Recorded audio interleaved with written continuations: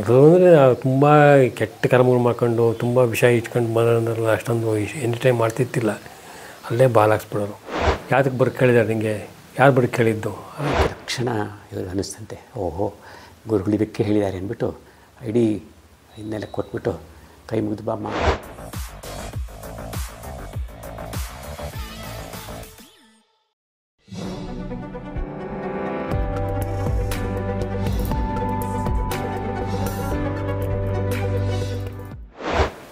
ಆಸೆನೂ ಇರೋದು, ಸಿಟ್ಟು ಇರೋದು, ಭಾರಿ ಸಿಟ್ಟು ಇರೋದು, ಸಿಟ್ಟು ಮಾಡೋದು ಭಾರಿ.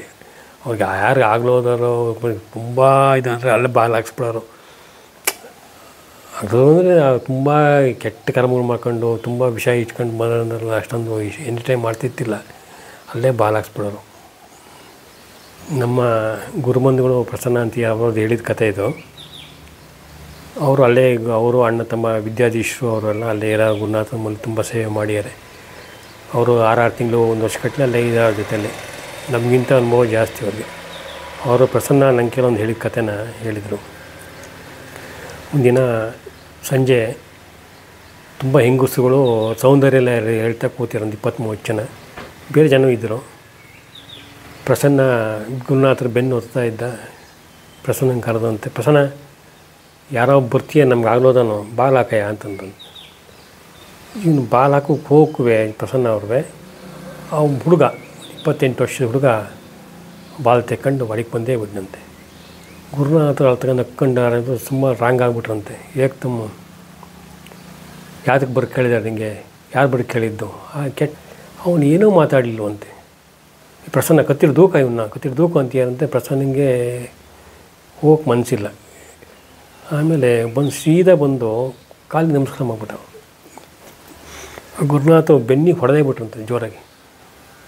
ಕೆಡ್ತಾ ಬೈದು, ಏನು ರ್ಯಾಸ್ಕಲ್ ತಂದು ನೀವು ಮಾಡ್ಕೋಬೇಕಾದ್ರೆ ನಮ್ಗೆ ಕೇಳಿದ್ಯಾ, ನಿಮ್ಮ ಅಪ್ಪ ಅಮ್ಮಂಗೆ ಕೇಳಿದ್ಯಾ, ಈಗ ಬರ್ತಿದ್ಯಾ ಹಾಗೆ ಅಂತ. ಅವನೇನೋ ಮಾತಾಡಲಿಲ್ಲವಂತೆ. ಒಂದು ಒದೆನೂ ಬಿಟ್ರಂತೆ. ಒದೆನೂ ಸರಿಯಾಗಿ ಜೋರಾಗೆ ಬಿಟ್ಟಂತೆ. ಬೆನ್ನಿಗೆ ಒದೆ ಇಟ್ಟು ಅವನೇನೋ ಎದ್ಬಿಟ್ಟು ನಿಂತ್ಕೊಂಡ್ಬಿಟ್ಟು ಮತ್ತು ತಲೆ ತೆಗೆಸ್ಕೊಂಡು ಹೋಗೇ ಬಿಟ್ಟನಂತೆ. ಆಗ ನಗ್ತಾ ಹೋಗ್ಬಿಟ್ನಂತೆ. ಪ್ರಸನ್ನಿಗೆ ಹೊಟ್ಟೆ ಒಳಗೆ ಸಂಕಟ. ಯಾರೋ ಬಂದರು ಹೊಡೆದಿದ್ದರೆ ಒಂದು ರೂಮಳಿಗೆ ಕರ್ಕೊಂಡು ಹೋಗಿ ಕೆಪಾಳ ಕೊಡೋದು ಅಂತ ಹೇಳಿದೆ. ಎಲ್ಲ ಹೆಂಗಸಲ್ಲಿ ಹೊಡೆದ್ಬಿಟ್ರಲ್ಲ, ಕೆಟ್ಟ ತಪ್ಪು ಇದ್ಬಿಟ್ರಲ್ಲ ಅಂತ ತುಂಬ ಮನ್ಸಿಗೆ ಬೇಜಾರಾಗ್ಬಿಡ್ತಂತೆ. ಆಮೇಲೆ ಊಟನೂ ಮಾಡಲಿಲ್ವಂತೆ. ಸಂಜೆ ಊಟನೂ ಮಾಡಲಿಲ್ವಂತೆ. ಗುರುನಾಥ ಹಟ್ಟದಲ್ಲಿ ಮಲ್ಕೊಳ್ಳೋರು, ಪಕ್ಕದಲ್ಲೇ ಮಲ್ಕೊಳ್ಳೋರು ಹುಡುಗರಲ್ಲವ. ಇವನು ಊಟನೇ ಮಾಡಲಿಲ್ಲ. ಊಟ ಸಿಟ್ಟು ಬೇರೆ ಬಂದಿದೆ, ಗುರುನಾಥ ಮೇಲೆ ಸಿಟ್ಟು ಬೇರೆ ಬಂದಿದೆ. ಆಮೇಲೆ ಊಟ ಮಾಡಿದೆ ಪ್ರಸನ್ನ ಅಂತ. ಯಾರಿಗೆ ಬೇಕಾಯ್ತು ಊಟ ಅಂತ ಏನೂ ಮಾತಾಡಲಿಲ್ಲ. ಹಾಲು ತಗೊಂಬರೆಯ ಅಂತಂದಂತೆ. ಹೊಳಿಗೆ ಹೋಗಿ ಒಂದು ಲೋಟದಲ್ಲಿ ಬಿಸಿ ಹಾಲು ಸಕ್ಕರೆ ಹಾಕೊಂಡು ಬೆರೆಸ್ಕೊಂಡು ಬಂದ. ಆಮೇಲೆ ಸ್ವಲ್ಪ ಹಾಲು ಕೊಟ್ರಂತೆ, ನೀನು ಕುಡಿ ಅಂತ. ಹಾಲು ಯಾರಿಗೆ ಬೇಕಾಗಿದೆ ಅಂತಂದಂತೆ. ಮತ್ತು ಸಿಟ್ಟು ಕಮ್ಮಿ ಆಗಿಲ್ಲ ಅವನಿಗೆ. ನೋಡ್ಯಾ, ಯಾಕಯ್ಯ ಸಿಟ್ಟು ಮಾಡ್ಕೊಂಡಿದ್ಯಾ, ಊಟನೂ ಮಾಡ್ದಿಲ್ಲ, ಇದು ಮಾಡಿ ಸಿಟ್ಟು ಮಾಡ್ದಿಲ್ಲ ಅಂತ. ನನ್ನ ಮೇಲೇನೆ ಸಿಟ್ಟು. ಅಲ್ಲ ನೀವು ಹಾಗೆ ಮಾಡೋದೆ, ಬಂತು ಹೊಡಿಗಿದೆ, ಹಾಗೆ ಮಾಡಿದೆ ಅಂತ. ನಂಗೆ ಬೇಜಾರಾಯಿತು, ಸಂಕಟ ಆಯಿತು ಅಂತ. ಅಯ್ಯ, ನೀನು ನೋಡಿದ್ದೆಲ್ಲ ಸತ್ಯವಾಗಿರಲ್ಲ ಕಣ್ಯ. ನೀವು ಹೊಡಿದಾರೆ ಸರ್, ಒಂದು ಕರ್ಕೊಂಬಿಟ್ಟು ಪರ್ಸನಲ್ಲಿ ಒಂದು ರೂಮಿಗೆ ಕರ್ಕೊಂಡು ಕೆಪಾಳ ಕೊಡೋದನ್ನ ಸರಿ ಮಾಡ್ತಿದ್ದಿಲ್ಲ. ನೀವು 10 ಜನ ಹೆಂಗಸುಗಳು ಮಕ್ಕಳೆಲ್ಲ ಇದ್ದಾರೆ, ಎಲ್ಲ ರೀತಿ ಹೊಡಿದೆ ಸರ್, ಸಂಕಟ ಆಯ್ತು ಸರ್ ಹಾಗಿಲ್ಲ ಅಂತ. ನೀನು ನೋಡಿದ್ರೆ ಸತ್ಯವಾಗಿರಲ್ಲ ಕಣ್ಯ, ಹಾಲು ಕುಡಿ ಹೇಳ್ತೀನಿ. ಏನು ಹೇಳ್ತೀನಿ ಅಂತ ಕುಡ್ದಂತೆ ಹೇಳಿದ. ನೋಡ್ಯಾ, ಅವನು ಯಾವುದೋ ತಿಪ್ಟೂರು ಹತ್ರ ತುಮಕೂರು ಹತ್ರ ಊರು ಕಣೆಯ. ಗಂಡ ಹೆಂಡ್ತಿ ಒಬ್ಬನೇ ಮಗ, ಕೆಲಸದಲ್ಲಿ ಇದ್ದ ಕಣೆಯ. ಅವನು ಇಷ್ಟು ದಿವಸದಲ್ಲಿ ಲವ್ ಕೇಸ್ ಕಣೆಯ. ಅದೊಂದು ಲವ್ ಕೇಸ್ ಹಾಕೊಂಡು ಆ ಹುಡುಗಿ ಕೈ ಕೊಟ್ಟಲು, ಏನೋ ಮಾಡಿಲ್ಲ ಅಂತ ಅಂದ್ಬಿಟ್ಟು ನೇಣು ಹಾಕೊಂಡು ಸತ್ತೋದ ಕಣೆಯ. ಅವ್ರ ತಂದೆ ತಾಯಿಗಳು ಇವತ್ತು ಕಣ್ಣೀರಲ್ಲಿ ಕೈ ತೊಳಿತಿದ್ದಾರೆ. ಅವ್ರು ಈ ಊರ್ಲಿದ್ದಾರೆ, ಅವ್ರ ಹೆಸರಿದು ಅಂತೆಲ್ಲ ಹೇಳಿರಂತೆ. ಈಗ ನನ್ನ ಹತ್ರ ಬಂದು ತಪ್ಪಾಯ್ತು ನೀ ತಂದು ನಂಗೆ ಕ್ಷಮಿಸ್ಬೋದು ಕಣೆಯ, ಅವನಿಗೆ ದಾರಿ ತೋರಿಸ್ಬೋದು. ಅವ್ರ ತಂದೆ ತಾಯಿಗಳು ದುಃಖ ಯಾರು ತಡೀಕಾತೆಯ? ನಿಮ್ಗೆ ಅಷ್ಟು ಕುತೂಹಲ ಇದ್ರೆ ಹೋಗಿ ನೋಡಬೇಕಾರೆ ಹೇಳಿರಂತೆ. ಅವ್ನು ಪಾಪ ಅವನೇನು ವಿಚಾರ ಮಾಡ್ಕೊಳ್ಳಿಲ್ಲ, ಗುರುನಾಥ ಸುಳ್ಳು ಹೇಳ್ತಾನಂತೆ. ಆಗ ಅವನು ಆ ಕಡೆಗಿಲ್ಲ ಈ ಕಡೆಗೆ ಪಶ್ಚಾತ್ತಾಪ ಆಗಿದೆ, ಮುಂದಿನ ದಾರಿ ಸಿಗ್ತಿಲ್ಲ, ಪ್ರೇತತ್ವ ಬಂದಿದೆ, ಮೋಕ್ಷಕ್ಕೆ ಹೋಗ್ಬೇಕು ಕಣೆಯ ಅಂತ ನನ್ನ ಹತ್ರಕ್ಕೆ ಬಂದಿದ್ದ ಕಣೆಯ. ನಾನು ಮುಟ್ಟಿದ ಇಲ್ಲಿ ಮೆಟ್ಲು ಹತ್ತಿರ ಸಾಕು ಕಣೆಯ.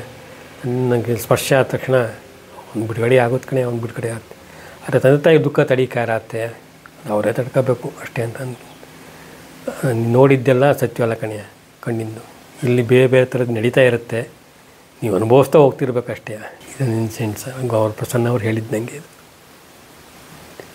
ಇದು ಸರ್. ಕೊಪ್ಪಾದ ಕಡೆ ಅವರು ಶಿಷ್ಯ ಇದ್ದರು, ಯಾವುದು ಬ್ಯಾಂಕಲ್ಲಿ. ಅವ್ರಿಗೆ ಈಗ ಸಕ್ಕರೆಪಟ್ಟಣಕ್ಕೆ ಬರಬೇಕಂತ ಫೋನ್ ಮಾಡಿದ್ದಾರೆ ಇವ್ರಿಗೆ. ಆ ಸಮಯದಲ್ಲಿ ನಮ್ಮ ಚಿಕ್ಕಪ್ಪನೂ ಇದ್ರಂತೆ. ಏನಪ್ಪ ಅವ್ರು ಬರಬೇಕು ಅಂತಿದ್ದಾರೆ ಅಂತ. ಒಂದು ಕೆಲಸ ಮಾಡಲಿ, ಅಲ್ಲಿಂದ ಹೊರಟು ಬರುವಾಗ ಬೈಕಲ್ಲಿ ಬರುವಾಗ ಒಂದು ಹೆಂಗಸರ ಒಳ ಉಡುಪುಗಳನ್ನು, ಸೀರೆನ ಎಲ್ಲವನ್ನು ಇಟ್ಕೊಂಡು ಬರಲಿ, ಹುಷಾರಾಗಲ್ಲಿ ನೋಡ್ಕೊಂಬಿಟ್ಟು ಬರಲಿ ಅಂತ ಅಂದ್ರಂತೆ. ಅಗತ್ಯ ನೋಡಲಿ, ಅದನ್ನ ಇಟ್ಕೊಂಡಿರಲಿ ಕೈನಲ್ಲಿ ಅಂತ. ಆಮೇಲೆ ಅವರು ಅದನ್ನಂತ ಹೇಳ್ತಿತ್ತು, ಯಾಕೆ ಹೀಗೆಲ್ಲ ಹೇಳಿದರು, ಏನಾರು ಆಗಲಿ ಹೇಳಿದ್ದಾರೆ ಅಂದ್ಬಿಟ್ಟು ಹೆಂಗಸರು ಒಳ ಉಡುಪು ಇದನ್ನು ಇಟ್ಕೊಂಡು, ಸೀರೆ ಎಲ್ಲ ಬ್ಲೌಸ್ ಎಲ್ಲ ಇಟ್ಕೊಂಡು ಒಂದು ಪ್ಯಾಕ್ ಮಾಡಿಕೊಂಡು ಬೈಕಲ್ಲಿ ಇಟ್ಕೊಂಡು ಇನ್ನೊಬ್ಬರನ್ನು ಕೂರಿಸ್ಕೊಂಡು ಬಂದಾರಂತೆ. ಕೊಪ್ಪದಿಂದ ನಾನು ವಾಪಸ್ ಈ ಕಡೆ ಬರುವಾಗ ಸುಮಾರು ದೂರ ಬಂದಿದ್ದಾರಂತೆ. ಯಾವುದೋ ಒಂದು ಸಣ್ಣದಾದ ತಿರುವು, ಆ ಸೇತುವೆ ಮೇಲೆ ಒಬ್ಬ ಹೆಂಗಸು ಬೆತ್ತಲೆ ಕೂತ್ಬಿಟ್ಟಿದ್ದಾರಂತೆ. ಯಾರೋ ಒಂದು 4-5 ಜನ ಹಿಂಸೆ ಕೊಟ್ಬಿಟ್ಟು ಆಕೆ ಏನು ಮಾಡ್ತೀನಿ ಅಂತ ಇವ್ರು ಬೈಕ್ ಬಂದ ತಕ್ಷಣ ಅವರೆಲ್ಲ ಓಡೋಗಿದ್ದಾರೆ. ಆಮೇಲೆ ಹೋಗಿ ಅಲ್ಲಿ ನಿಲ್ಲಿಸಿದ್ರೆ ಆಕೆ ಎಲ್ಲ ಅರ್ಧ ಎಲ್ಲ ಇದಾಗೋಗ್ಬಿಟ್ಟಿತ್ತಂತೆ, ತುಂಬ ಹಿಂಸೆ ಕೊಟ್ಬಿಟ್ಟಿದ್ರಂತೆ. ತಕ್ಷಣ ಇವ್ರಿಗೆ ಅನ್ನಿಸ್ತಂತೆ, ಓಹೋ ಗುರುಗಳು ಇದಕ್ಕೆ ಹೇಳಿದ್ದಾರೆ ಅಂದ್ಬಿಟ್ಟು ಇಡೀ ಇನ್ನೆಲ್ಲ ಕೊಟ್ಬಿಟ್ಟು ಕೈ ಮುಗಿದು ಬಾಮ್ಮ ಏನೇನು ಮಾಡ್ಕೋಬೇಡ ಅಂತಂದು ಅವ್ರಿಗೆ ಕೊಟ್ಬಿಟ್ಟು ಈ ಕಡೆ ಬಂತಾರಂತೆ. ಮಾಡಿದ್ದಾರೆ. ಇವೆಲ್ಲ ಕೇಳಿರ್ತಕ್ಕಂಥದ್ದು, ನಾನು ಪ್ರತ್ಯಕ್ಷ ನೋಡಿರೋದಲ್ಲ. ಅದು ಬಂದವರು ಅದನ್ನು ಹೇಳಿದ್ದಾರೆ ನಮ್ಮ ಹತ್ರ.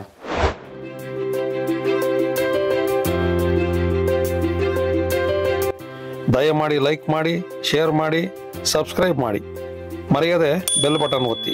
ಧನ್ಯವಾದಗಳು.